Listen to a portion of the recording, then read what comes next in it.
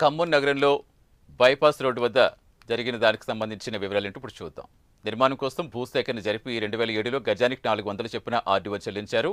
నష్టపరిహారం తక్కువ ఇచ్చినట్టుగా సూర్పనేని స్వర్ణ కోర్టును ఆశ్రయించారు. తాను కోల్పోయిన 1740 గజాలకు గజానికి 2500 చొప్పున చెల్లించాలని 2021లో జిల్లా కోర్టు తీర్పునిచ్చింది. ఆ తీర్పుపై ప్రభుత్వం అప్పీలుకు వెళ్లగా హైకోర్టు ఆ పిటిషన్ను కొట్టేసి గజానికి 6000 చొప్పున చెల్లించాలని ఆదేశించింది. హైకోర్టు ఉత్తర్వుల ప్రకారం స్వర్ణకి ఇంకా 50% నష్టపరిహారం చెల్లించాల్సి ఉంది. హైకోర్టు ఆర్డర్ ఇచ్చి 3 ఏళ్లైనా నష్టపరిహారం చెల్లించకపోవడంతో స్వర్ణ ఖమ్మం కోర్టును ఆశ్రయించారు. దీంతో ఆర్డీఓ ఆఫీసులో సామాగ్రిని జప్తు చేయాలని జిల్లా జడ్జి రాజగోపాల్ ఉత్తర్వులు ఇచ్చారు.